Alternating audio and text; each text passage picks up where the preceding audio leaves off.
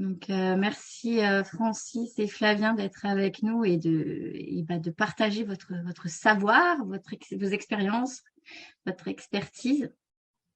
En attendant que les gens se connectent, peut-être qu'on peut, enfin, au niveau du public, vous pouvez peut-être vous présenter, vu que là on est en petit comité, c'est peut-être l'occasion Mhm.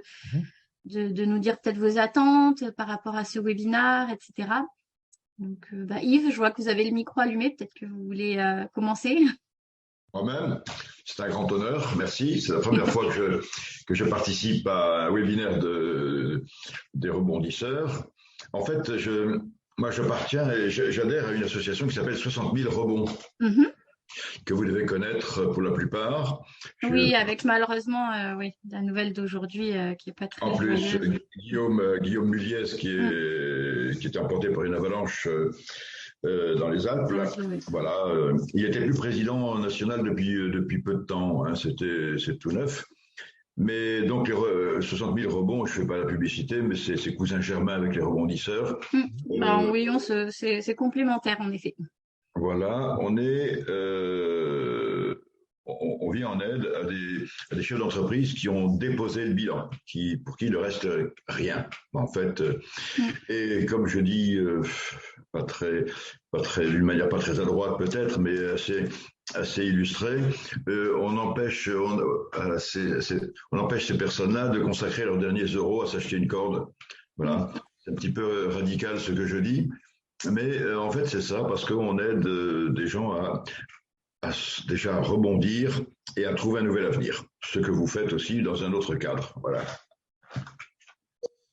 Et du coup, quelles sont vos attentes par rapport au thème du jour, l'IA, par rapport à l'entrepreneuriat Bien, moi, je suis quelqu'un de curieux. Je suis un petit jeune qui démarre dans la vie. Vous le voyez, puisque j'ai 38 ans multiplié par 2. Je continue à travailler. J'ai vendu ma société il y a 3 ans, juste avant le premier confinement. Pour la petite histoire, je bois un whisky à la santé des repreneurs tous les jours.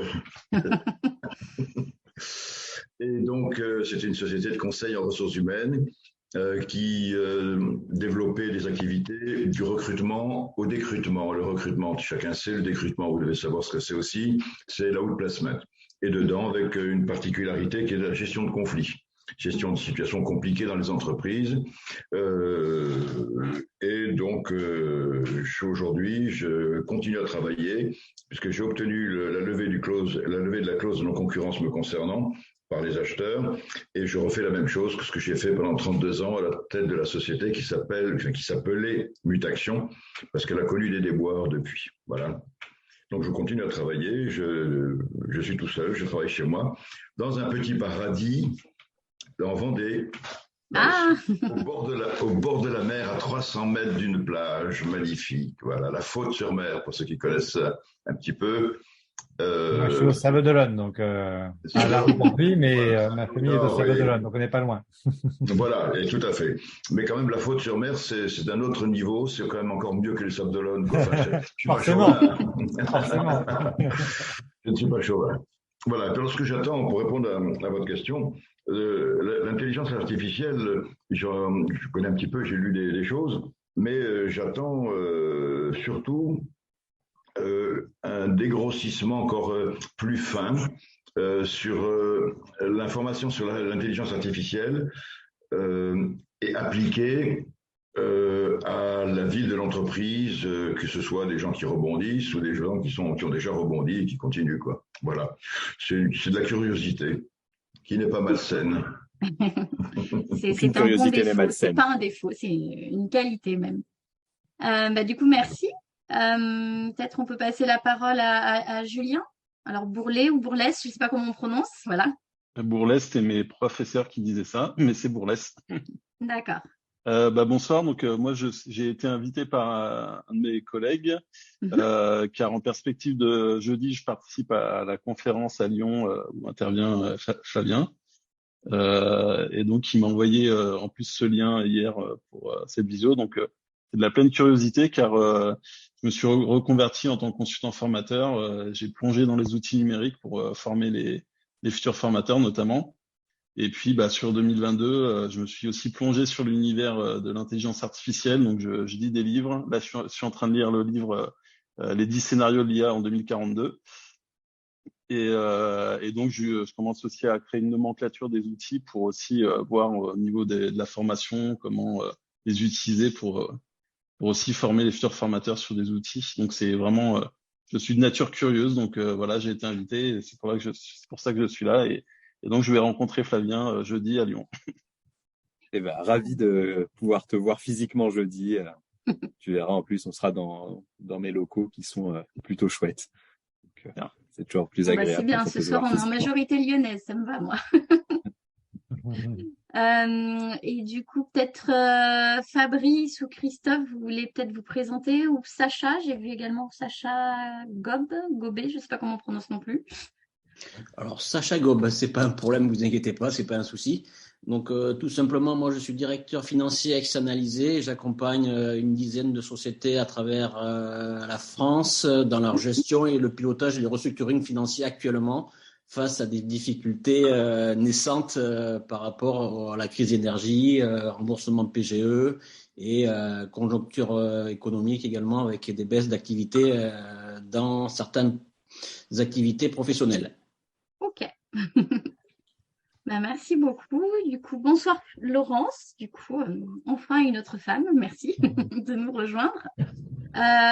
Du coup, on va peut-être arrêter le petit tour de table vu que c'est déjà à 10. On va commencer, puis les gens reprendront au fil de l'eau quand ils rentreront dans la salle.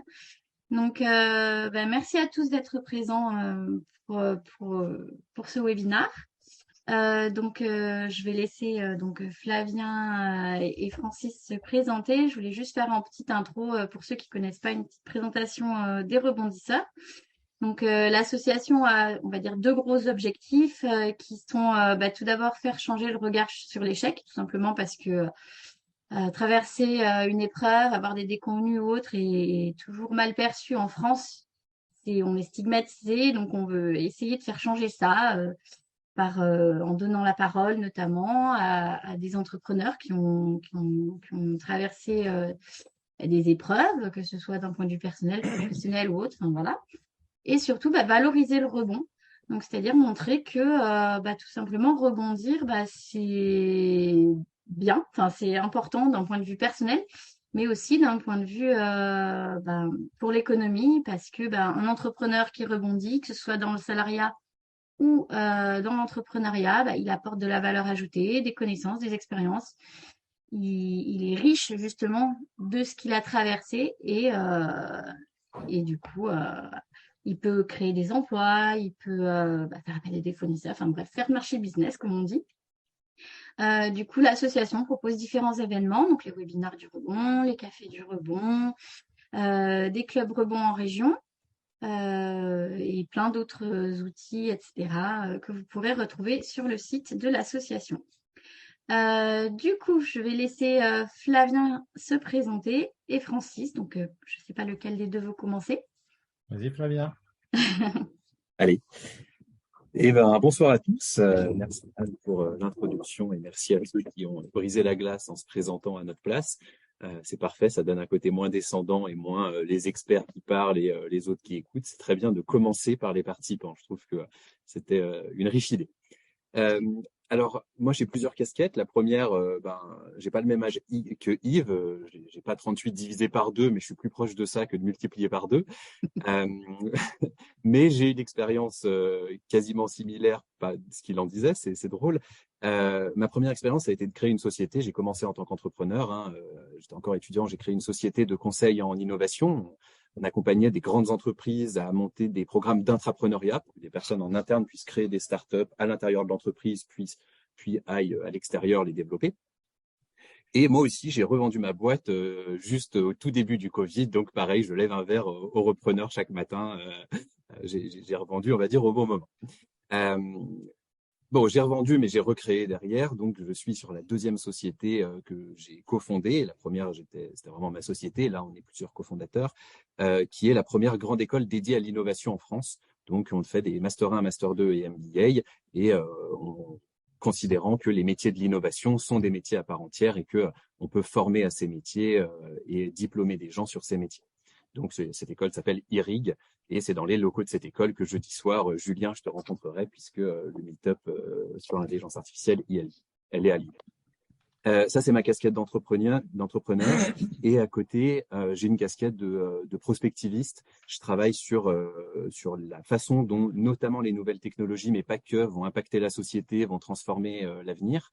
Et je le fais en donnant notamment des conférences, en animant avec des entreprises des démarches qu'on appelle de design fiction, où on essaye de prototyper l'avenir, d'imaginer avec des entreprises l'avenir de leurs produits, créer des artefacts de l'avenir qui correspondent à leurs industries pour les aider à explorer l'imaginaire et à libérer leur créativité.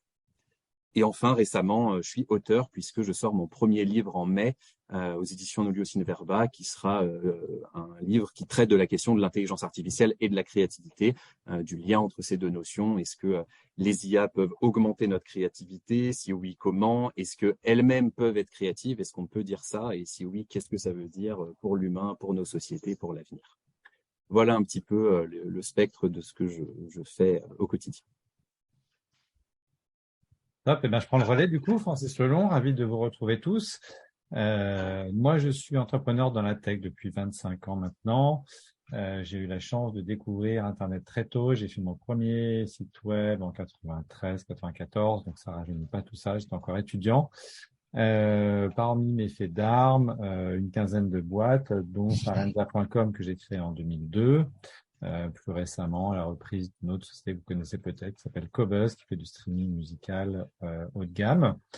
Ma dernière activité, et ce qui m'occupe aujourd'hui et ce qui me vaut ma présence ici, c'est Allegria Group, qui est le premier écosystème dédié aux technologies no-code en Europe. Société que j'ai créée il y a 2 ans avec mes 2 associés Christelle et Thomas. On est aujourd'hui 70 collaborateurs. On a créé donc un écosystème dédié au no-code, composé d'une école des métiers du no-code, la première au monde, avec un programme professionnalisant de 15 mois. On va aller chercher des gens en reconversion académique, reconversion professionnelle principalement pour les aider à trouver un métier dans la tech grâce au no-code, donc sans avoir à apprendre à coder. Pour ceux qui connaissent pas le no-code, c'est toutes les technologies aujourd'hui disponibles sur le marché, grâce au SaaS et au cloud en particulier, qui permettent de faire des solutions digitales sans écrire une ligne de code. Vous allez retrouver dans ces outils Airtable, Make, Zapier, Bubble, Webflow, Shopify et plein d'autres outils. Donc on est spécialisé là-dessus. On a dû commencer par ça d'ailleurs. Donc l'école, première partie. Deuxième partie, Allegria Network, qui est la première communauté de makers no-code professionnels, parce que nous, on croit dans l'émergence de ce nouveau métier, des makers professionnels. Donc on les accompagne, c'est notre rôle de les former et ensuite de leur trouver des missions. Donc on a 250 makers en plus de nos 70 000 collaborateurs qui travaillent avec nous via donc cette communauté de makers professionnels qui couvre à peu près 120 outils aujourd'hui. Et on a également Allegria Solutions, qui est la marque dédiée aux entreprises qui veulent passer au no-code, qui va donc délivrer, c'est un peu le one-stop shopping du no-code. On va être capable de faire à la fois accompagner des grands comptes sur la mise en place de leur stratégie no-code. Aujourd'hui, L'Oréal, Thales, l'ADEME, Engie et plein d'autres, mais aussi des startups pour faire des POC ou des MVP grâce aux outils no-code et bien évidemment beaucoup de PME et de TI autour d'un grand sujet de l'automatisation qui va être un des sujets dont on va parler forcément ce soir, parce que bien évidemment, le combo automatisation IA, c'est un peu ça. Donc moi, je vais être plutôt le pendant vraiment très applicatif de ce qu'on est en train de faire. L'idée, c'est de vous ouvrir un peu les chakras sur tout ce que vous pouvez faire aujourd'hui, très simplement avec les outils no-code et l'IA dans plein de sujets du quotidien. Mais on va en reparler, on est là pour ça. Voilà. Et je suis également ambassadeur des rebondisseurs depuis 3 ans maintenant. Et je connais bien évidemment aussi 60 000 rebonds. Et tu m'as appris ce soir, Yves, le décès de Guillaume. Voilà, je t'avoue que je m'attendais pas à commencer cette conférence avec cette nouvelle. Je l'ai croisé plusieurs fois et c'est quelqu'un que j'apprécie énormément. Donc voilà, ça m'a mis dans un état un peu particulier, mais on va tenir la baraque quand même et on va être là. Oui, ça a été soudain, ça m'a choqué tout à l'heure quand j'ai vu passer l'information. Oui, du coup, oui, le sujet de ce soir, donc c'est l'IA, source d'échecs, avenir ou opportunité de rebond pour les entrepreneurs. Ce sujet, on s'est dit que ça allait intéresser certaines personnes parce qu'en fait, l'IA se développe depuis plusieurs années et en ce moment, depuis quelques semaines, mois, on en entend de plus en plus parler. Et justement, bah, je voulais voir si Flavien, tu pouvais nous faire un petit récap historique, savoir s'il fallait s'en inquiéter ou pas bah, du développement de l'IA par rapport bah, au monde de l'entrepreneuriat. Je vais commencer par le premier élément de ce que tu évoques, donc Oui. ce qui permettra de poser un peu les bases de ce qu'on va dire ensuite avec Francis, pour que tout le monde soit à un niveau de compréhension un peu minimal de ce qui se passe en ce moment. Alors déjà, bon, l'intelligence artificielle, c'est un domaine de l'informatique, hein, pour mettre un peu les mots à leur place. Donc, dans l'informatique, il y a une partie de l'informatique qui s'appelle l'intelligence artificielle, qui consiste à essayer de simuler dans les transistors des fonctions cognitives qui sont d'habitude, on va dire, plutôt celles que réalise l'humain. À l'intérieur de l'intelligence artificielle, il y a ce qu'on appelle le machine learning. Donc l'idée là, c'est de simuler dans des machines la capacité d'apprentissage, que des machines soient capables d'apprendre à partir soit de contact avec des données ou avec l'environnement. Donc ça, c'est une partie de l'intelligence artificielle qui est la plus importante aujourd'hui. Et à l'intérieur du machine learning, il y a une partie encore qui est ce qu'on appelle le deep learning. Et le deep learning, c'est ce qui fait toute la révolution depuis les années 2010-2012. C'est aujourd'hui 95 ou 98% de l'IA dont on parle et qui est en train de transformer le monde. Donc le deep learning, c'est du machine learning, des algorithmes qui sont capables d'apprendre, mais en se basant sur ce qu'on appelle des réseaux de neurones, donc artificiels, mais qui s'inspirent en effet des réseaux de neurones qu'on a dans le cerveau. C'est des façons algorithmiques de faire un peu comme ce qu'on a dans le cerveau, qui simulent un peu les mêmes fonctionnements algorithmiques. Donc ça permet d'avoir un peu déjà les mots. Et en fait, le deep learning, donc depuis 2010-2012, on en fait parce qu'on a de la puissance de calcul et beaucoup de données. Hein. Ça s'appuie sur ces deux éléments fondamentaux, de la puissance de calcul et des données. Et il y a eu une première révolution entre 2010 et 2020 à peu près, qui consistait à utiliser le deep learning pour faire de la classification. C'est-à-dire qu'on prend un algorithme de deep learning, un réseau de neurones, imaginons une grosse boîte, on lui donne à manger énormément de données, plein d'exemples. Donc, on lui donne par exemple 1 million d'images de chats et de chiens. Et puis, l'algorithme, par sa façon de fonctionner, donc je ne vais pas rentrer dans les détails techniques, mais on va dire que vous me croyez sur parole, il va être capable d'apprendre dans les données qu'on lui donne avec, à chaque fois en lui disant ce que c'est, il va être capable d'apprendre à classer ce que sont les images de chats et de chiens. C'est comme un enfant, si il prend un livre d'images et qu'on lui montre une image d'autruche en lui disant autruche, puis une image d'hippopotame en lui disant hippopotame, etc. Une fois qu'on lui a monté 3 ou 4 autruches et 3 ou 4 hippopotames, l'enfant, il est capable de reconnaître des autruches et des hippopotames.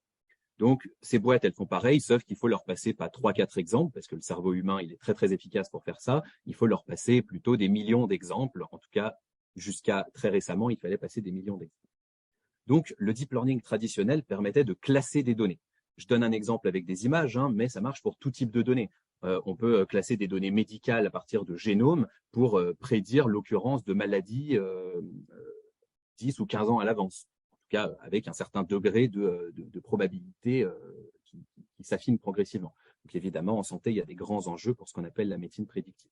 Donc, dans tous les domaines, en fait, classer de la donnée permet de prédire des phénomènes. Quand on apprend sur le passé à classer les données, ça permet ensuite de prédire des phénomènes d'avenir en répétant un petit peu ce qui s'est passé dans le passé.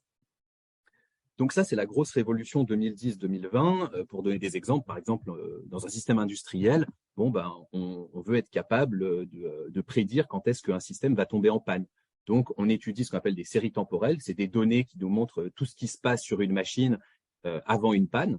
Et en fait, il y a de grandes chances que si l'événement A, B et C sont arrivés avant la panne, quand de nouveau l'événement A, B et C arrive, il y a une haute probabilité de panne.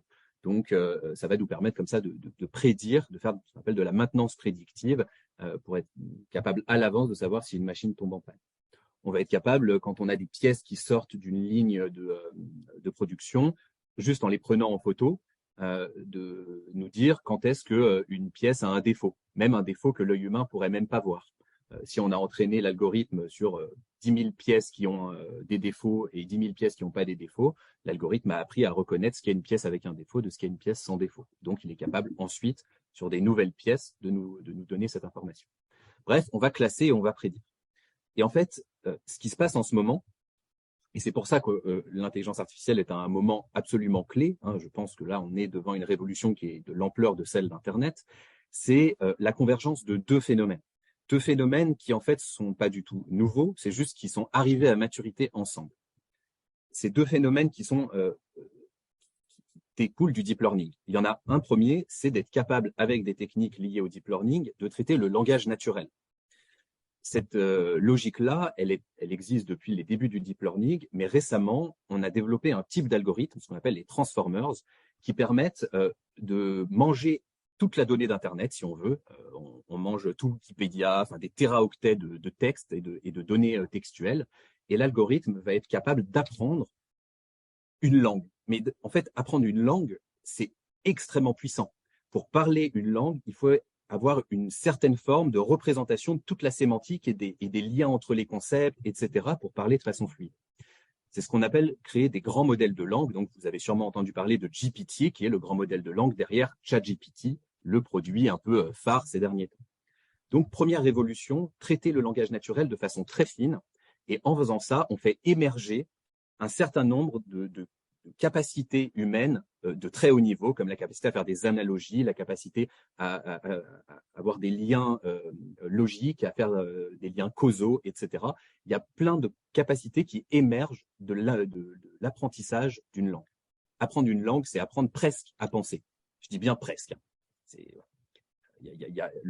Tout est dans le presque, mais quand même, on commence à avoir des capacités assez incroyables. La deuxième révolution, c'est de dire, quand on a entraîner un algorithme à trier de la donnée, en fait, au lieu de lui demander ensuite de prédire ce que vont être des nouvelles données que nous, on va lui fournir, on va lui demander simplement, en imitant un peu les données qu'il a déjà vues, de créer de toutes pièces de la nouvelle donnée. C'est ce qu'on appelle de l'IA générative. Donc, on montre à l'algorithme 1 million d'images de chats, de chiens, de girafes, d'hippopotames et tout ce qu'on veut. Et ensuite, on va juste lui demander, donne-moi une nouvelle image de girafe.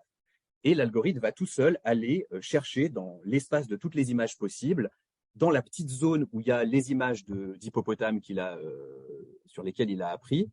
Et dans cette petite région-là, il va prendre un nouveau point, une nouvelle image complètement neuve, pas une image sur laquelle qu'il a déjà vue, toute nouvelle image, et il va nous la ressortir.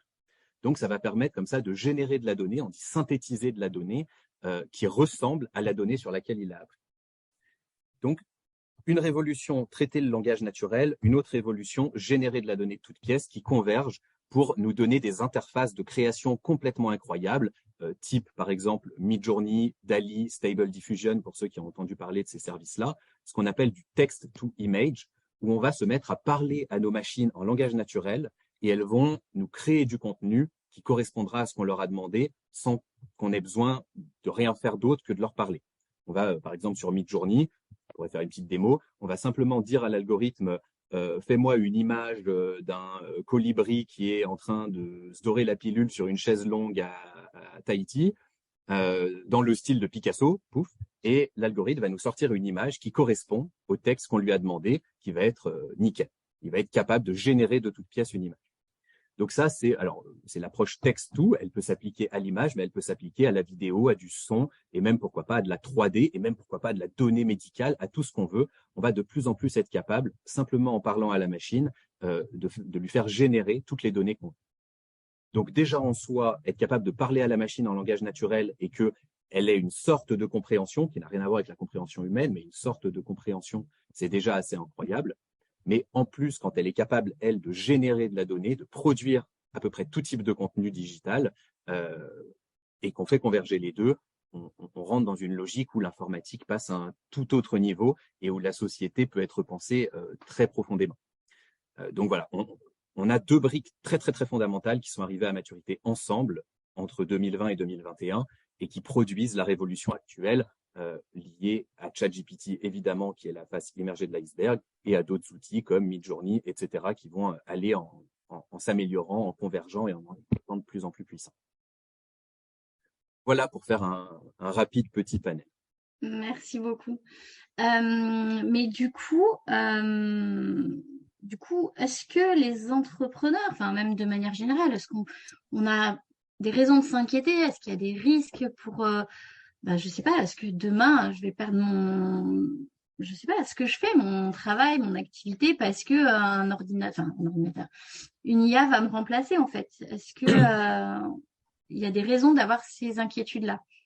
Comme j'ai déjà beaucoup parlé, je vais laisser Francis commencer avec ça. Oui, je vais prendre ma casquette d'entrepreneur. Toute innovation technologique depuis la nuit des temps détruit des emplois et en crée des nouveaux. Ça a toujours été comme ça. Ça a été comme ça pour la voiture. Les palefreniers, les cochers de 1900, pour ceux qui ont eu la chance de regarder la série Paris Police 1905, vous voyez l'arrivée de la voiture et vous voyez bien effectivement ce qui se passe et ça sera la même chose avec l'arrivée de la voiture autonome versus les taxis, l'arrivée des avions autonomes versus les pilotes d'avion. Donc je crois que ça c'est quelque chose qui est évident. Et en revanche, il y a une réalité, c'est qu'effectivement les impacts sont de plus en plus rapides et les solutions mises en place étant de plus en plus performantes, par définition, ça va toucher beaucoup de monde.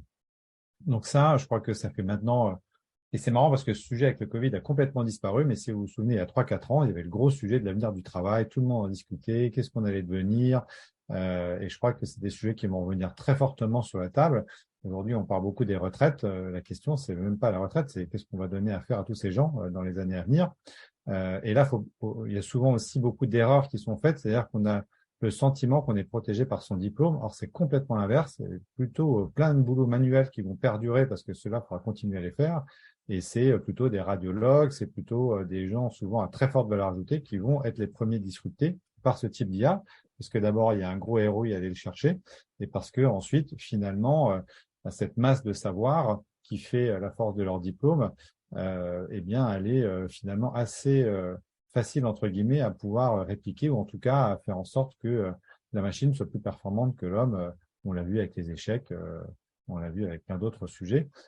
Donc, on aura des surprises sur les métiers qui vont disparaître et les nouveaux métiers qui vont arriver. Ça rend d'autant plus importante la question de l'indépendance et de la souveraineté de chacun face à la technologie.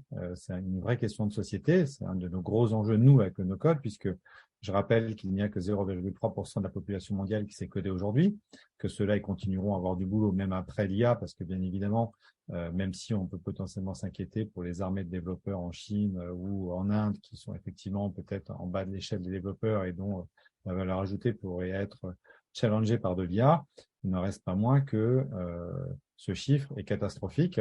Et je rappelle que dans les 0,3% de la population mondiale qui s'est codée, il n'y a que 15% de femmes. Donc aujourd'hui, on a confié à des hommes blancs entre la Californie et l'Europe l'innovation technologique.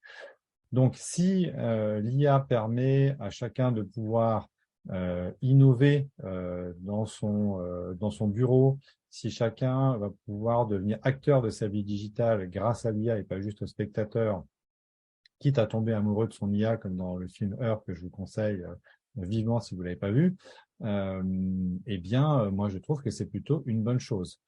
En revanche, je suis à peu près certain d'une chose, c'est que les bouleversements, on commence à peine à les toucher du doigt, qui vont être considérables, et que si on met bout à bout, et sans avoir l'air d'être dans une mauvaise augure, parce que je suis vraiment quelqu'un de très optimiste de nature, mais si on met bout à bout les modifications apportées par ces nouvelles technologies dans le domaine du monde du travail, les innovations qui arrivent dans le domaine de la santé et les dérangements climatiques qui vont mettre peut-être des millions de gens sur la route, eh bien, on s'attend quand même à 50 ans devant nous qui vont pas être simples à gérer. Donc, il va falloir s'adapter. Alors, ça tombe bien parce que l'homme est une machine à s'adapter, mais on n'aura jamais eu besoin de s'adapter aussi vite que dans les années qui viennent. Parfois, on a des surprises. Typiquement, la voiture autonome, moi, ça fait 2 ans que je perds des paris tous les ans en disant que ça va arriver l'année prochaine. Et je me ridiculise chaque année en disant, mais si, vous allez voir, Elon, il est canon, il va tenir ses promesses, mais il les tient jamais. Donc, voilà, peut-être que ça sera 2025, 2030 pour la voiture autonome. L'IA, elle n'a pas attendu. Elle est là et elle est effectivement beaucoup plus facile à déployer parce qu'elle est purement software. Ce qui fait que c'est compliqué de déployer la voiture autonome, c'est qu'elle est hardware. Le software, il va se déployer très très vite et j'en reviens aux métiers intellectuels, hein, avocats, médecins, qui sont ceux qui vont se faire disrupter beaucoup plus vite que le chirurgien. Donc voilà, je pense que oui, on entre dans un monde nouveau et là, je crois que pour la première fois, eh bien tout le monde le touche du doigt. Il n'y a pas un étudiant, il n'y a pas un jeune dans une école qui n'a pas testé de faire un résumé de texte avec ChatGPT depuis un mois, quoi. C'est dingue. Voilà, ça diffuse de plus en plus vite. Il va falloir faire avec et on ne reviendra pas en arrière. Alors, bien évidemment, il y a des normalisations qui sont en cours, hein. Il y a des discussions au niveau français et européen aujourd'hui pour mettre des lois autour de ces outils. Et ça va être, et là, on va être très challengé, hein, parce que si on met autant de temps à traiter ce sujet-là que le sujet de la TVA intracommunautaire, je pense que dans 10 ans, ça sera trop tard et on sera tous déjà bouffés par les sociétés américaines sur le sujet. Il y a un vrai enjeu de légiférer sur ces sujets-là très, très vite. Et il y a un deuxième enjeu, hein, mais qui est pire encore, hein, c'est que, bien évidemment, aujourd'hui, ces modèles sont essentiellement américains. Donc, on n'a pas de souveraineté dans la batterie, on n'a pas de souveraineté ou très peu de souveraineté aujourd'hui sur les data. On voit l'importance des volumes de data. On a très peu de modèles aujourd'hui capacitaires européens à nous donner une indépendance sur ces sujets d'IA. Et je crois que voilà, ces chantiers, on a bien compris qu'ils sont fondamentaux et il va falloir investir massivement là-dessus si on ne veut pas être à la ramasse. Et là, je reprends la casquette d'entrepreneur. Donc, pour répondre à ta question, Anne, très rapidement, je suis désolé, il faut me débrancher au bout d'un moment parce que je peux en parler pendant des heures comme Flavien. Alors, je pense qu'on est intéressable sur le sujet. J'ose pas te couper parce que c'est super intéressant ce que non, tu mais dis. voilà, voilà, donc plein d'opportunités à saisir, c'est sûr. Les cartes vont être rebattues sur plein de sujets. Je redonnerai juste un exemple très rapide, vous allez tout de suite comprendre. Vous avez aujourd'hui des startups, par exemple, prenons le domaine de la banque et de la finance. Comment vous expliquez aujourd'hui que quand vous êtes chez Conto, votre paiement avec la carte bleue du vendredi soir, vous l'avez instantanément sur votre téléphone mobile, alors que quand vous êtes à la Société Générale, vous attendez le mardi matin pour voir le débit sur votre compte bancaire. Ça s'appelle la legacy. C'est juste que ils sont sur des systèmes qui ont 10 ou 15 ans. Donc, quand vous voyez qu'aujourd'hui, des banques ou des sociétés comme Alan, dans les mutuelles, sont capables de disrupter des grandes sociétés déjà très rapidement avec les technologies qu'ils ont, imaginez ce que ça va être avec l'IA, quoi. C'est-à-dire qu'aujourd'hui, moi, je suis en train d'investir dans des boîtes qui sont en train de créer des IA génératives d'applications et c'est absolument dingue ce qu'on arrive déjà à faire avec les modèles actuels. Et c'est des outils qui vont arriver là dans 3 mois, dans 6 mois sur le marché, quoi. Donc voilà, donc plein d'opportunités, mais plein de dangers, et il va falloir sacrément s'adapter et sacrément vite, je pense, sinon ça va être compliqué. Alors du coup, on sait d'ores et déjà que certains métiers, type dans la communication ou peut-être architecte ou enfin des métiers qui, je sais pas moi, bureau d'études ou autres, risquent d'avoir des soucis à se faire dans l'avenir. Donc, et il va falloir Vas-y, Flavien, quel conseil en fait vous pouvez leur donner en fait. C'est un vrai sujet. Hein. Alors, enfin, pour moi, il y a déjà un premier mythe qui va enfin tomber, c'est que l'humain a quelque chose de sacré et de spécifique dans le règne de la nature. On va enfin avoir la démonstration factuelle que non, donc cette espèce de mythe, qui est un mythe assez judéo-chrétien, va devoir tomber. Il n'y a aucune des capacités cognitives de l'humain qui est mythique, sacrée, unique et sur laquelle la machine ne pourrait pas nous remplacer dans l'absolu. Donc, en termes d'absolu, c'est-à-dire qu'après, il est possible qu'on légifère et qu'on organise notre société autrement, ça, c'est une autre question. Mais on va avoir des algorithmes qui vont être capables de faire à peu près tout ce qu'un être humain peut faire. Il y a plus trop de doute là-dessus. Par contre, déjà, alors à court et moyen terme même, je pense qu'il y a 3 éléments sur lesquels on n'a juste pas envie que ça soit des machines qui le fassent, ou alors ça va être très compliqué que ça soit des machines qui le fassent. C'est d'une part, donc Francis l'a déjà évoqué, tout ce qui est très manuel. Aujourd'hui, si vous êtes ouvrier ou si vous, enfin même pas, disons pas ouvrier, disons plutôt artisan, vous êtes artisan, vous avez plutôt un bel avenir devant vous et même il va y avoir une authenticité humaine qui va sûrement prendre de la valeur. Si vous êtes un métier du care, infirmier, infirmière par exemple, vous avez des beaux jours devant vous. Si vous êtes un bon consultant avec une vraie bonne relation client, vous avez de beaux jours devant vous, etc. Donc tout ce qui est la relation très humain humain face à l'humain, ça, le cerveau, il aime avoir un humain en face de lui. On est branché pour être empathique les uns envers les autres au sein d'une espèce. Donc, une machine peut être meilleure que nous sur toute la technicité qu'on veut. On aura toujours envie d'avoir un être humain en face pour discuter, pour échanger. Ça, c'est quelque chose de naturel, d'empathique. Et puis, la troisième chose, c'est pour tout ce qui est stratégie. On va vouloir quand même, en tant qu'être humain, faire société ensemble. Et donc, c'est là que l'entrepreneuriat est très important parce qu'aujourd'hui, je suis convaincu que l'acte politique principal de notre société, c'est l'entrepreneuriat, c'est pas la politique. Le monde est fait par les entrepreneurs, ça se voit depuis un certain nombre d'années. C'est des entreprises qui ont même de plus en plus pris les fonctions régaliennes, etc. Le rôle du politique devient un rôle de spectacle de plus en plus et c'est affolant et c'est très triste. Mais l'entrepreneur prend de plus en plus, lui, un rôle politique. Donc, entreprendre à notre époque a une dimension politique, elle a une dimension stratégique pour construire l'avenir de notre société. Et ça, c'est pas des machines qui vont décider comment on va faire société ensemble. Donc, à la limite, philosophe aussi. C'est bien d'être philosophe en ce moment. Il y a besoin de philosophes et de poètes, mais c'est une autre question. En tout cas, l'entrepreneur, il a, à mon avis, à la fois une énorme opportunité et une responsabilité dans notre époque d'IA. À ce titre-là, je pense pas du tout que ça soit lui qui soit le plus menacé. Entreprendre, c'est en plus quelque chose de très créatif, etc. Il va y avoir toute une dimension, et on le voit, l'entrepreneuriat continue à monter en flèche.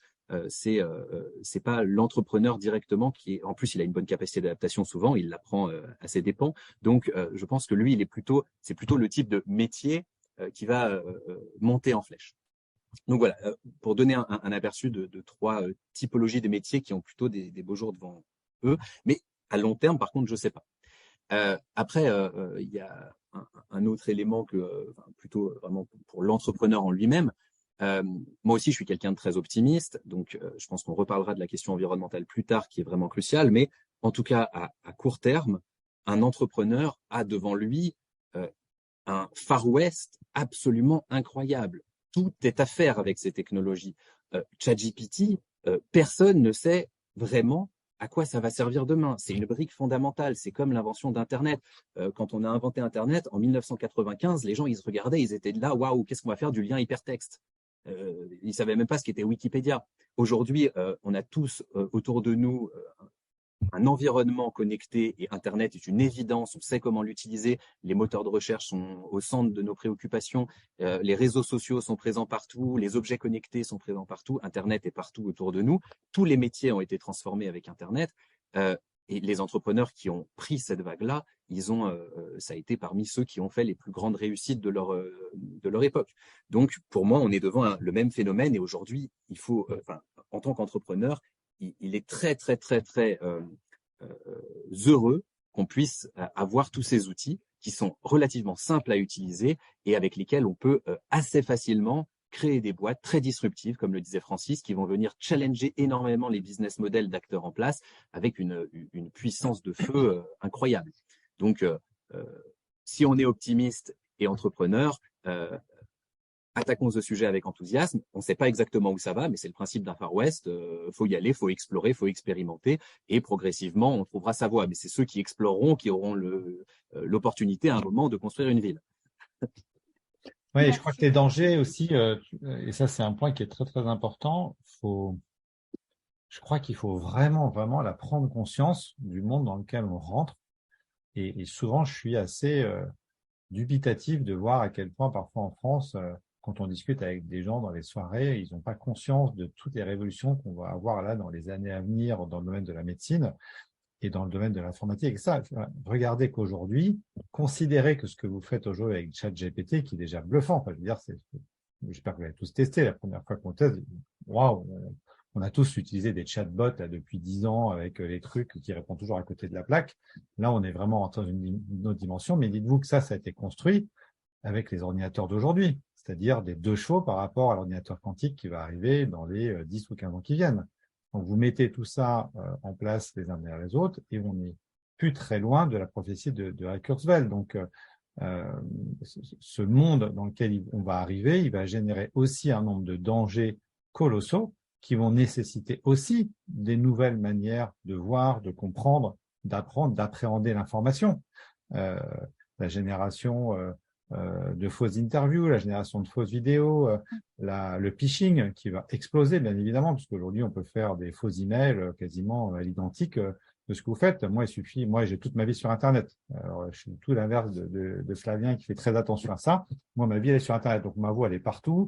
Ma tronche, elle est partout. Il y a des vidéos. Enfin, me refaire une vie digitale avec une IA demain et balancer ça à mes collaborateurs en leur demandant de faire un virement à Dubaï, dans 3 ans, ça prendra 5 minutes de le faire. Et on voit très bien que dans le domaine du cyber et de la sécurité, ce qui compte, c'est la vitesse à laquelle les technologies sont accessibles pour passer grosso modo des hackers hyper haut niveau russes au gars dans sa chambre en Afrique qui va balancer un faux email à des papy-mamies français pour essayer de les arnaquer. Entre ces deux univers-là, ça va changer très très vite. Et donc et je pense que voilà, on peut se dire la même chose de l'énergie atomique quand elle est arrivée. D'un côté il y avait la bombe, de l'autre côté il y avait la centrale nucléaire. Ben là c'est pareil. On va se retrouver dans une situation où il va y avoir des opportunités incroyables, mais des dangers aussi incroyables qui vont nécessiter de la sécurité, qui vont nécessiter des nouveaux protocoles de validation de l'information, qui vont nécessiter des nouvelles habitudes.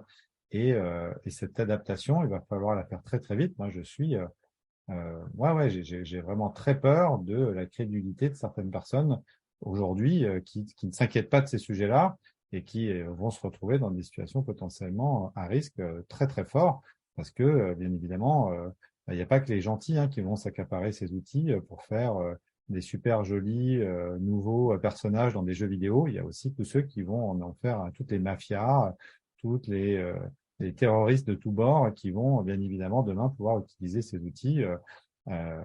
Et on le voit avec les drones aussi, par exemple, aujourd'hui, c'est exactement la même chose.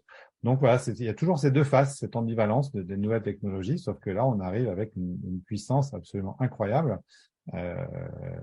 Je suis quand même assez inquiet de ce côté négatif potentiel, d'où la nécessité de légiférer, de se donner des outils, si on y arrive quand même pour se protéger un minimum, mais ça sera comme d'habitude la formation qui sera un élément clé pour que les gens comprennent, s'appréhendent. Je me souviens dans les années 2000, quand il y avait les premiers sites e-commerce, je passais ma vie à aller expliquer à PPD que on pouvait mettre sa carte bleue sur Internet pour acheter en ligne, que c'était pas un drame et qu'on n'allait pas tous se faire hacker. Et il a fallu éduquer les gens et aujourd'hui, plus personne se pose cette question. Là, il va falloir très, très rapidement éduquer les gens au risque de ces IA parce que, bien évidemment, il n'y aura pas que des gentils qui vont les utiliser, même si on va mettre déjà aujourd'hui, vous ne pouvez pas générer avec ChatGPT des sujets polémiques, sexuels ou autres. Donc, il y a des garde-fous qui vont être mis, mais vous pouvez être sûr qu'il y en aura qui le feront ailleurs, dans des endroits où on se posera moins de questions et qui mettront à disposition ces outils dans le dark web ou ailleurs pour des gens qui voudront les utiliser à très mauvais escient. Donc, c'est sûr que ça va arriver. Il va falloir se protéger un peu de tout ça. Je viens de terminer un bouquin de science-fiction. C'est super important à notre époque de lire de la science-fiction, de la littérature d'anticipation pour avoir des imaginaires sur ce qui peut arriver. Et il y a je viens de lire un excellent bouquin que je vous recommande qui s'appelle Un feu sur l'abîme de Werner Vinge, qui a reçu le prix Hugo et plein d'autres prix. C'est un grand livre de science-fiction. Et ça se passe dans un avenir très futuriste au sein de toute la galaxie. Et il y a une espèce de réseau Internet interne à toute la galaxie qui s'appelle le réseau. Mais les gens entre eux l'appellent le réseau des 1000 mensonges. Parce que, en fait, plus on est capable de produire de l'information, plus la quantité d'informations, de bruit par rapport à la quantité d'informations pertinentes augmente, même en termes de proportion. C'est pas juste en termes absolus parce que ça augmente, il y a plus de bruit. C'est vraiment même en termes de proportion, on a un pourcentage de plus en plus grand de bruit par rapport à l'information pertinente. Donc là, on va arriver un peu à ça et moi, je me fais deux soucis. Il y a celui, en effet, qu'évoque Francis, comment on va faire pour éduquer les gens à pas tomber dans le panneau de tous les deepfakes et toute l'information délirante qu'on va trouver, mais aussi comment on va conserver un sens de la vérité.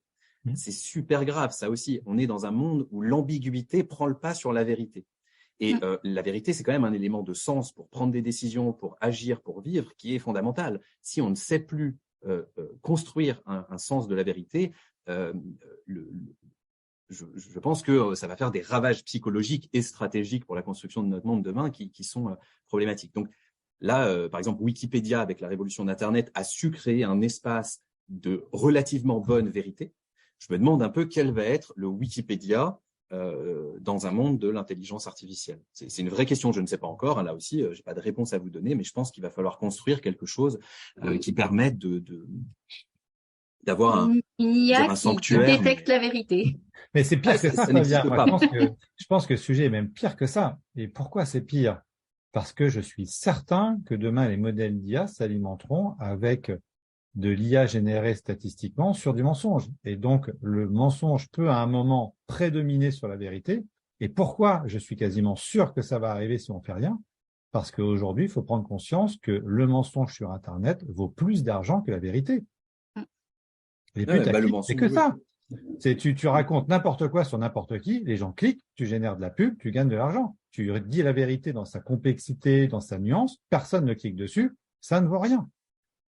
Et donc, la valeur de l'information aujourd'hui fake, qui a toujours existé, hein, je vous rappelle, pareil, hein, je reprenais la série Paris Police 1905. Si vous revenez à Paris Police 1900, vous voyez tous ces faux journaux qui ont donné la loi sur la presse au début du XXe siècle, justement pour éviter toutes ces dérives de fausses informations qui circulaient partout, et en particulier sur les Juifs, sur les étrangers, voilà, tout ce ramassis de presse de caniveau qu'il y avait à l'époque, qui a été heureusement géré. C'est pas d'hier que ça date, hein. Ça a toujours existé. Sauf que là, aujourd'hui, avec Internet, on le fait à des volumes absolument incroyables et on donne une valeur absolument incroyable financière à la fausse information.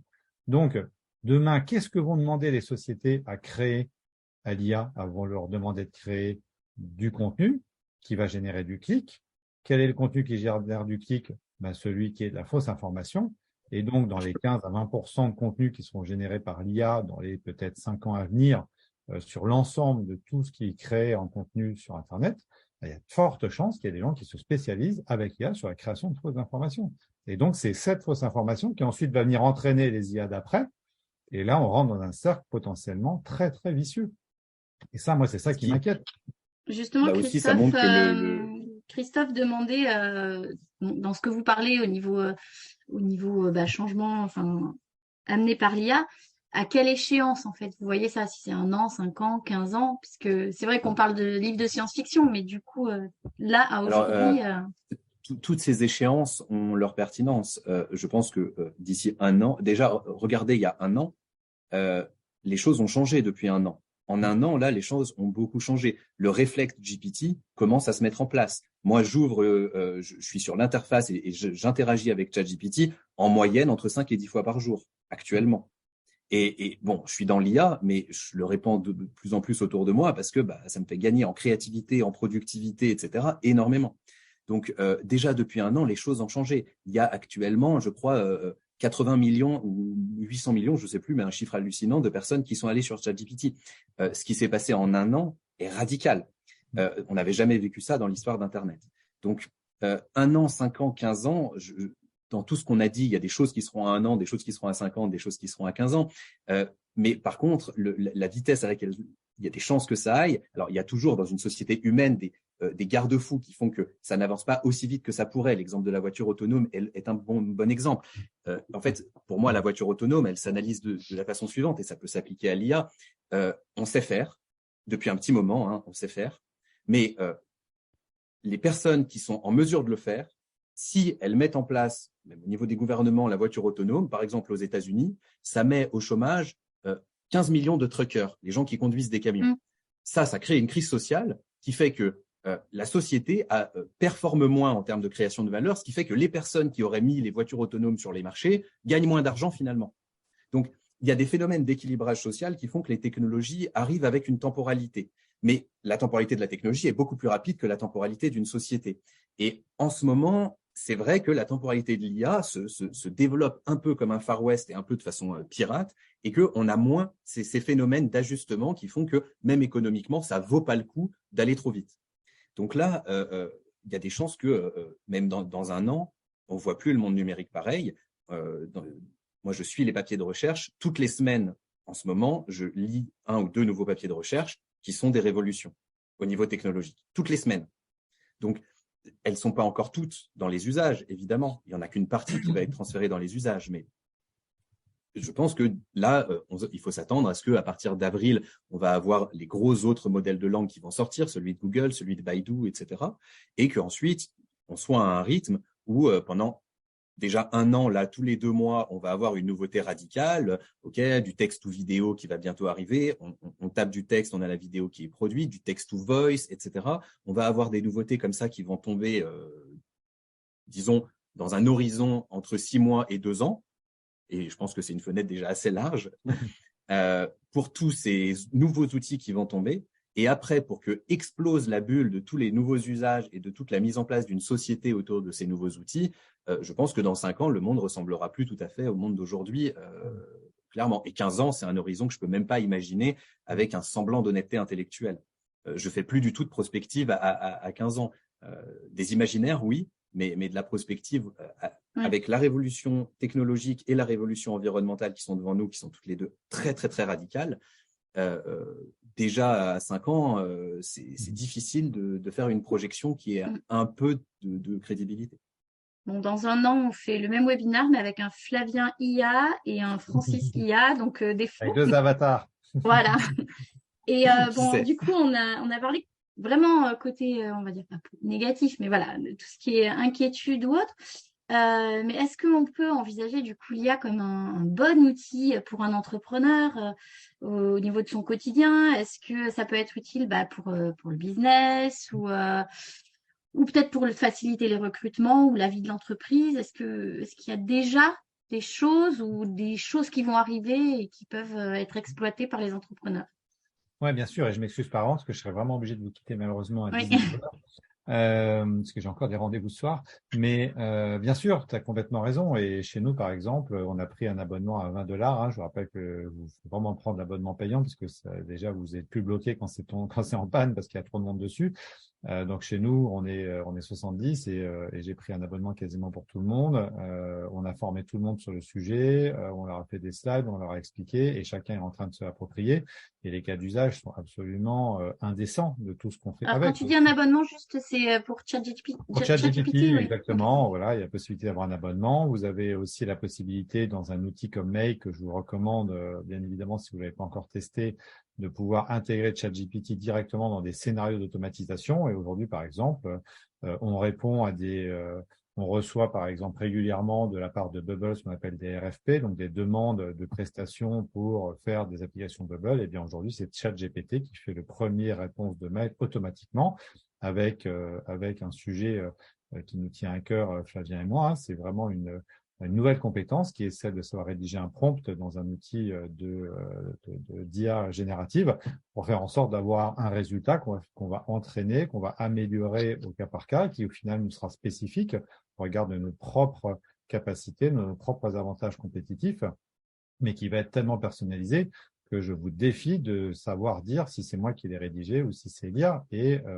Et du coup, on répond 2 heures plus vite que tous les autres parce que généralement, il y a 40 réponses et c'est nous qui envoyons la première réponse maintenant grâce à ça. Alors qu'avant, oui, les autres répondaient aussi sans doute très vite, mais avec une réponse complètement stéréotypée qui était simplement un test avec un texte avec éventuellement 2-3 paramètres qu'on est capable de récupérer, le nom, le prénom. Tous les mails d'automation que vous recevez dans LinkedIn toute la journée, ils sont tous générés en automatique, mais ils sont jamais quasiment personnalisés ou très peu personnalisés. Donc ça va vraiment complètement changer la donne. Mais bien évidemment, il y en a des tas et des tas de cas d'usage possibles. En fait, finalement, tous les métiers, toutes les personnes qui sont chez nous, soit les RH vont générer des fiches de poste avec ChatGPT aujourd'hui chez nous. La finance va potentiellement utiliser ChatGPT pour récupérer un certain nombre ou traiter un certain nombre de documents. Par exemple, un sujet qui est toujours très complexe, ce qui concerne, alors c'est un petit mot un peu technique, mais le parsing des emails. Quand vous recevez un email, par exemple, de différentes sources, cet email, il est rarement nomenclaturé dans un format qui vous permet d'exploiter facilement. Aujourd'hui, vous pouvez très facilement récupérer, par exemple, un certain nombre d'emails de partenaires qui vont être complètement déstructurés et demander à ChatGPT de structurer cette donnée et de l'envoyer en JSON dans un outil ensuite qui va vous permettre de créer automatiquement dans votre CRM le client. Donc, ces choses qui nécessitaient jusque-là beaucoup d'étapes, beaucoup de complexité, beaucoup de travail d'ingénierie pour réussir à sortir quelque chose qui ne marchait pas toujours très bien, eh bien, se trouve du jour au lendemain complètement accessible. Faites lire une plaque d'immatriculation sur une photo par une IA pour ouvrir la voiture à distance avec une télécommande. Aujourd'hui, c'est des choses qu'on est capable de faire en mélangeant de l'analyse d'images et de l'automation. Donc, on imagine, on a encore du mal aujourd'hui. On est au Galion, par exemple, chez Allegria, avec 400 autres entrepreneurs de la tech. On s'est créé un groupe spécifique et on s'échange nos cas d'usage aujourd'hui chacun qu'on est en train de faire. Et c'est délirant ce qu'on arrive déjà à faire là en quelques semaines. Donc, là, c'est que avec ChatGPT ou vous avez d'autres outils, d'autres IA que vous utilisez Alors, nous, on parce que là, dans le chat, par exemple, il y en a qui parlent de Midjourney ou de, je sais plus ce que j'ai vu passer d'autres, DALL-E et Stable Diffusion. Non, nous, on utilise aussi un peu Midjourney sur tout ce qui est génération d'images, bien évidemment, même si c'est un sujet qui est plus orienté jeux vidéo ou création, métier de la création. Nous, on est quand même beaucoup plus dans les process d'entreprise. On est dans le e-commerce, on est dans les applications mobiles, on est dans des sujets qui nécessitent effectivement et beaucoup d'automatisation. Donc, j'essaye de rester dans des choses, dans les exemples que je prends, qui sont vraiment très liés au quotidien de vos entreprises. C'est-à-dire que toutes les fonctions support, RH, finance, logistique, tous ces gens-là, demain, mais ils ont une mine de choses à améliorer grâce à l'IA. Maintenant, il va falloir apprendre à le maîtriser, se former et pas hésiter à tester, surtout tester, et voir à quelle vitesse tous ces modèles vont continuer à s'améliorer, parce que je vous rappelle encore une fois qu'on n'est qu'au tout début de l'aventure. Et donc, il y a encore plein de choses potentiellement à aller imaginer, à aller tester. En tout cas, l'intégration de ces outils, même dans Notion aujourd'hui, pour ceux qui utilisent Notion en knowledge management, qui est un outil que je recommande, NoCode également, qui est absolument canon. Eh bien aujourd'hui, vous avez un prompt intégré à Notion, vous entrez dans une nouvelle page, vous voulez faire un résumé de texte, poum, vous l'envoyez et c'est parti. Là, j'ai eu par exemple, je vous donne un exemple très concret, on n'avait pas mis encore chez nous ce qu'on appelle l'offboarding, l'entretien, l'exit entretien des personnes qui quittaient la société. Je n'avais pas de template, de modèle d'entretien d'exit pour mes collaborateurs. J'ai posé la question à ChatGPT, j'ai eu une structure de questionnaire. Je lui ai demandé de préciser un questionnaire qui dure 30 minutes et j'avais les 10 questions parfaitement catégorisées. Comment a été ton expérience dans la boîte, quels sont les éléments que tu gardes positifs, négatifs, comment est-ce que ça va t'aider dans ta carrière après. Le truc était nickel et il me l'a sorti en 10 secondes. Même si j'étais allé sur Internet pour faire le même résultat, à faire une synthèse moi-même, à lire 15 articles sur le sujet, sur des blogs pour essayer de me faire mon opinion, j'y aurais passé 2 heures. Voilà. Donc demain, le DRH est viré ou c'est plus le DRH, son quotidien est facilité? Enfin, je prends le DRH parce que là, on parle de offboarding. Moi, j'espère que, bien évidemment, le quotidien sera facilité, mais encore une fois, on ne peut pas dire jusqu'où ça ira. C'est impossible. Et je te rejoins, Flavien, se projeter à 5 ans, c'est impossible, quoi. C'est juste impossible. Alors, je rappelle juste, dans la parole tout de suite, je vous invite, alors je suis pas un chantre de Ray Kurzweil forcément et de toute cette mouvance post-humaniste, mais je vous rappelle sa loi, The Law of Accelerated Returns, qui explique que grosso modo toutes les innovations scientifiques ne font qu'accélérer depuis le début de l'histoire de l'humanité et qu'on arrive à un point aujourd'hui où ça accélère de manière exponentielle sur tous les domaines, et c'est ce que disait Flavien, c'est ça qui en fait est très déstabilisant pour nous, c'est que notre temps, enfin je pense que vous avez tous conscience aujourd'hui qu'on va tous mourir dans un monde qui n'aura rien à voir avec celui dans lequel on est né. Si on était né en 1430 et qu'on avait vécu 40 ans, ce qui était à peu près l'espérance de vie à l'époque, et que tu meurs en 1480, finalement, le monde dans lequel tu as vécu n'a jamais changé. Aujourd'hui, il change. Imaginez les gens qui sont nés en 1930, qui vont avoir 90 ans, le monde n'a plus rien à voir et ça ne fait qu'accélérer, c'est ça qui est dingue. Et du coup, là, pour rebondir sur un élément que tu as dit, comme on arrive bientôt au bout du temps, pour moi, si vous deviez partir avec un message, c'est pas celui de vous dire c'est là-dedans qu'il faut aller, c'est ça qui va arriver demain, etc. Francis, comme moi, n'en savons rien. On a un peu plus de vues sur le sujet parce qu'on baigne dedans, mais chaque jour, sûrement lui et en tout cas moi, je suis étonné par ce que je vois et je découvre et j'apprends chaque jour en ce moment. Donc, le seul message clé vraiment, c'est il faut expérimenter. C'est des outils qui sont accessibles. Il suffit d'aller sur les interfaces, il suffit d'ouvrir, de se créer des comptes et d'essayer.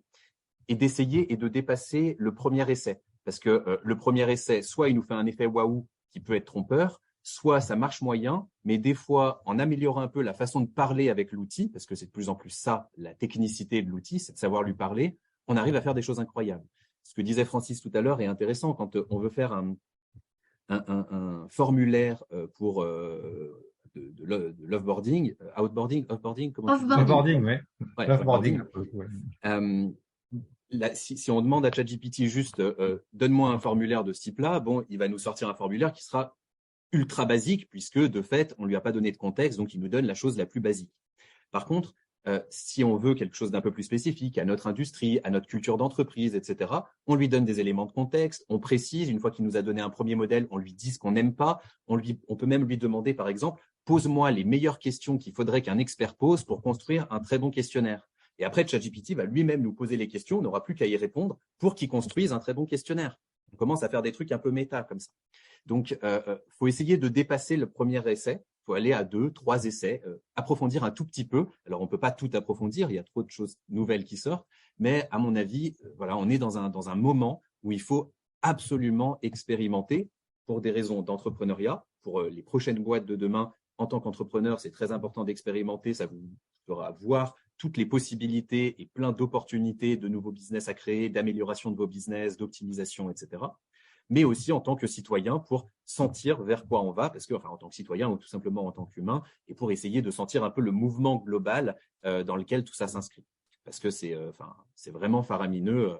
Moi aussi, j'aime pas beaucoup Ray Kurzweil, mais par exemple, le gars dont je parlais, l'auteur de science-fiction, Werner Vinge, c'est lui qui a créé le concept de singularité que Ray Kurzweil a beaucoup utilisé ensuite. J'aime pas beaucoup cette idée de singularité. Je suis pas un grand fan de Ray Kurzweil, mais ne pas en ce moment prendre en compte le fait que la technologie est exponentielle, c'est ne pas regarder derrière soi ni le présent. Il y a un phénomène d'exponentiel qui est en effet très dangereux et surtout très compliqué à prendre en compte pour un être humain. Donc, expérimentons, c'est vraiment la seule constante aujourd'hui. J'ai de la lumière qui n'arrête pas de se couper parce qu'on sait faire des plaisir incroyables, mais on ne sait pas faire de la reconnaissance de mouvements qui marchent. Je suis vraiment obligé de vous quitter. Il m'attend Oui. à côté. Je suis désolé, je vous laisse terminer. Ravi Oui. d'avoir eu cet échange avec vous. Merci à toi. Et Merci puis, si beaucoup. vous voulez poursuivre la conversation, n'hésitez pas. On est là avec grand plaisir. Merci beaucoup, Francis. Et du coup, je vais devoir y aller aussi, mais j'ajoute un dernier mot parce que c'est pour ma propre promo. Mais Francis, tu sais déjà, donc si tu as besoin d'y aller. Je sors donc un livre en mai qui s'appellera Hypercréation sur le lien entre intelligence artificielle et créativité, qui ouvre aussi plein d'horizons sur ce qu'on s'est dit, et notamment certains horizons philosophiques sur comment on peut construire un espèce de vivre ensemble avec les machines de demain. Donc, si ça vous intéresse, toutes les personnes qui sont là, je peux vous passer par les rebondisseurs ou sur mon LinkedIn, vous me demandez, je peux vous ajouter à la liste VIP. Vous aurez l'info quand le bouquin sortira et surtout, vous aurez 2-3 mails d'ici là avec du contenu exclusif. Il y aura notamment un webinar de prompt engineering, comment bien parler à une machine, dédié à cette question-là et à apprendre ça. Qui permettra justement d'améliorer et de rebondir, de s'améliorer, voilà, et donc, etc. qui sera dans la continuité un peu de ce qu'on s'est dit aujourd'hui. Il y aura aussi quelques scénarios justement de prospective, de design fiction et d'imaginaire pour voir un peu ce que ça peut nous donner, de la méthodologie pour prendre en main un petit peu cette révolution. Bref, du contenu qui, j'espère, sera pertinent et intéressant. Et puis, bien sûr, la sortie du bouquin et des conférences exclusives à la sortie du livre. Donc, vous êtes tous les bienvenus sur cette liste VIP du fait que vous ayez été là ce soir. Donc, vous avez juste à me demander. Il y a juste Voilà. Fabrice qui parlait de la maîtrise de la data. Et du coup, c'est vrai que moi, j'avais une question, c'est la sécurité des données, etc. Comment, avec l'IA, on va pouvoir… ça va être compliqué. Honnêtement, parce qu'il faut savoir le dire quand on ne sait pas, je ne sais pas. D'accord. Je ne sais pas parce que déjà, je ne suis pas spécialiste de la cybersécurité. C'est un vrai métier et se prononcer dessus aujourd'hui est un peu complexe. Par contre, j'échange des fois avec des gens et ils me font prendre conscience de certains trucs assez faramineux. Par exemple, en ce moment, il y a plein d'entreprises qui utilisent ChatGPT et en fait, OpenAI, si vous regardez les conditions d'utilisation, vous verrez qu'ils utilisent la donnée pour réentraîner leur modèle et améliorer leur modèle. Donc, quand vous êtes en train de parler à ChatGPT, si vous mettez de la donnée sensible et que l'algorithme est entraîné dessus, un concurrent qui demanderait ensuite à l'algorithme qu'est-ce que Sanofi est en train de développer comme vaccin, potentiellement, comme l'algorithme a appris sur cette donnée, il serait capable de recracher des choses qu'un autre utilisateur lui a dit. Ah oui, donc il faut bien faire attention. Exactement. On ne sait pas exactement qu'est-ce qui se passe derrière et comment ils font ces réentraînements. Mais ce qu'ils laissent entrevoir dans leurs conditions d'utilisation, je suis allé voir, c'est qu'en effet, ils réentraînent les modèles sur la data que les utilisateurs fournissent en échangeant avec l'algorithme. C'est une des meilleures façons d'améliorer un modèle. Hein. Si vous lui dites non, c'est pas ça, donne-moi mieux. Bon, c'est que ce qu'il a dit avant n'était pas génial, donc on peut utiliser ça comme données d'entraînement, etc. Donc potentiellement, on peut avoir des données personnelles ou confidentielles, en tout cas, qui peuvent repartir. Donc, quand on dit donner du contexte à ChatGPT, c'est vrai pour qu'il donne des bonnes réponses. Et en même temps, si on donne des infos confidentielles que l'algorithme a réentraîné dessus, il peut le sortir à un autre utilisateur parce que c'est pas une base de données. C'est vraiment un modèle unique. Et donc, c'est pas une base de données qu'on peut partitionner. Donc, si vous avez donné ce type d'infos, il y a que vous qui pouvez y avoir accès. Si vous avez donné ce type d'infos et que le modèle a été entraîné avec ces infos-là, ça fait partie de sa connaissance de la langue humaine. Et donc, quand il va générer du texte, peut-être qu'il va générer du texte qui contiendra ces informations-là.